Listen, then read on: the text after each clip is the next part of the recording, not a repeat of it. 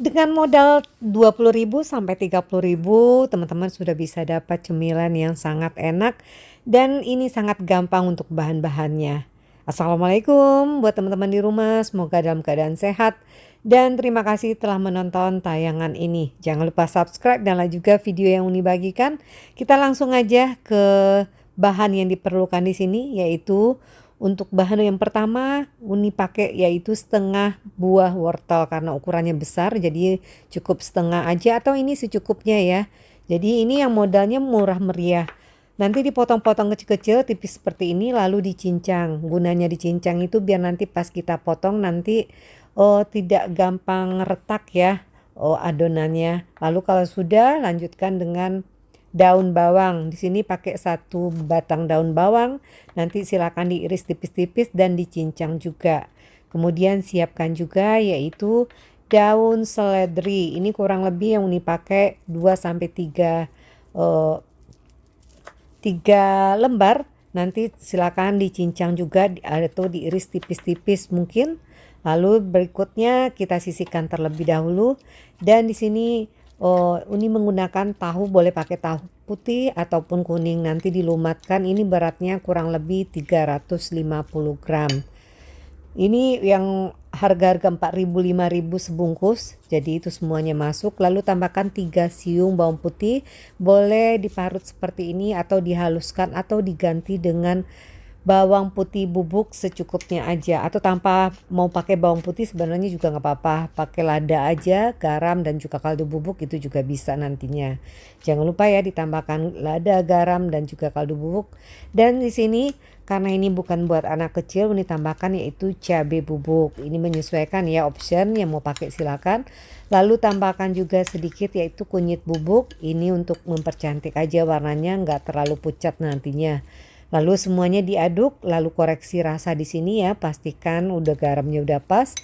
Nanti kalau udah langsung tambahkan bahan yang kita cincang tadi yaitu wortel, lalu nanti juga daun bawang serta seledri.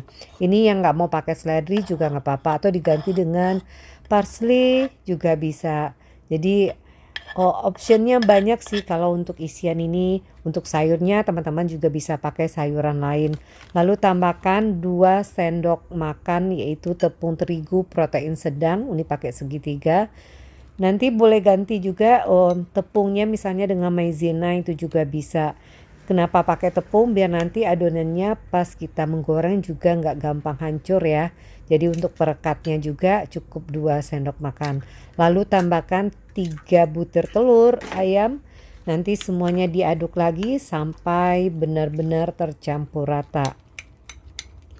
Ini sebenarnya kalau nggak pakai tepung misalnya nggak mau ya ada tepung-tepungan, takutnya nanti pas kita potong itu gampang hancur. Jadi sebaiknya walaupun lagi diet misalnya pakai aja sedikit untuk perekatnya. Lalu di sini selanjutnya kita akan untuk adonan lainnya yaitu pakai bayam. Ini bayamnya setengah ikat aja. Jadi 1 ikat tuh kurang lebih 3.000, jadi cuma 1.500 kurang lebih. Yang diambil cuma daunnya aja. Mau pakai batangnya juga bisa di sini ya. Nanti setelah dicuci bersih daunnya, lalu jangan lupa nanti dipotong seperti ini.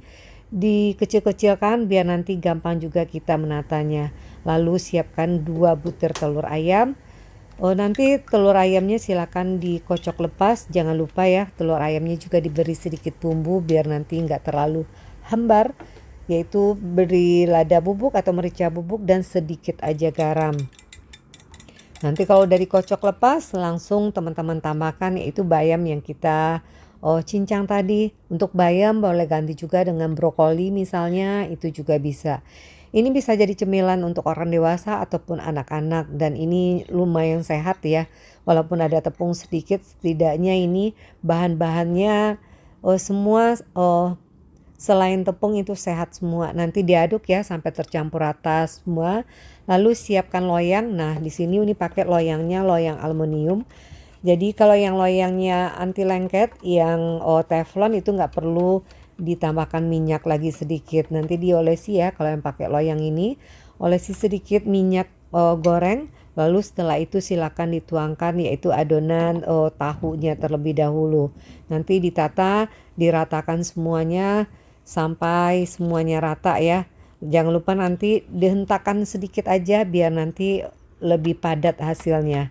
Lalu di atasnya, nah ini ada dua cara, teman-teman bisa kukus dulu ini, setelah itu tambahkan bayamnya di atas, atau sekaligus seperti ini juga bisa. Yang mana menurut teman-teman lebih efisien, lebih praktis, itu kembali ya ke selera aja. Lalu nanti bayamnya juga ditata di atasnya, jadi nanti ada dua warna setelah kita masak ini.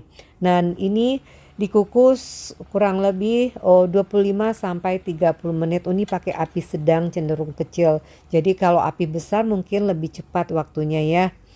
Nanti kalau udah pas dirasa nanti koreksi aja, biasanya dia akan meninggi nanti lebih tinggi dan memadat, itu tandanya sudah matang. Setelah itu jangan lupa didinginkan dulu, jangan langsung dipindahkan ya. Nanti setelah dingin langsung dipindahkan seperti ini, karena kalau dalam keadaan panas nanti gampang pas kita potong itu gampang hancurnya takutnya ya. Jadi biarkan dia kokoh dulu. Nanti setelah itu dipotong-potong. Ini potongannya menyesuaikan ya, mau potongannya bagaimana, selera masing-masing aja. Nanti di sini Uni potongnya kotak-kotak biar nanti pas di piring saji itu akan lebih cantik aja terlihat. Dan ini sebenarnya ini aja udah bisa kita makan ya. Kalau yang nggak mau digoreng lagi atau mau pakai nanti gorengnya pakai air fryer itu juga bisa. Karena ini udah matang dan ini tanpa digoreng sebenarnya udah enak banget. Jadi kalaupun nanti digoreng, nah di sini menggorengnya juga ada caranya kalau mau hasilnya bagus. Jangan teman-teman gunakan minyak yang banyak ya. Maksudnya banyak di sini jangan sampai terendam semuanya. Dan ini lumayan banyak barusan, jadi uni kurangin sedikit minyaknya. Jadi sebaiknya sedikit aja, bagian bawahnya aja yang terkena. Nanti dibolak-balik aja pelan-pelan karena ini lumayan gampang hancur ya walaupun dikasih tepung. Jadi hati-hati aja untuk nanti bolak-baliknya. Kalau bisa pannya itu yang datar teflon, itu akan gampang kita untuk menggorengnya. Nah kurang lebih setelah matang seperti ini hasilnya. Ini kalau lagi panas ini kriuk keluarnya itu garing, jadi di dalamnya tetap lembut. Cuma kalau udah dingin, namanya ini tepungnya cuma tepung terigu, lama-lama tentu akan hilang ya garingnya. Jadi ini lebih enaknya itu dimakan ketika masih anget, tapi ini kalau dingin pun bisa menjadi lauk. Ini sebenarnya dimakan pakai nasi atau tanpa nasi, ini aja udah kenyang banget dan juga lumayan sehat ini. Dan sekian untuk resep kali ini, semoga bermanfaat apa yang Uni bagikan. Dan terima kasih telah menonton tayangan ini hingga habis. Sampai jumpa lagi dengan resep yang lainnya. Assalamualaikum.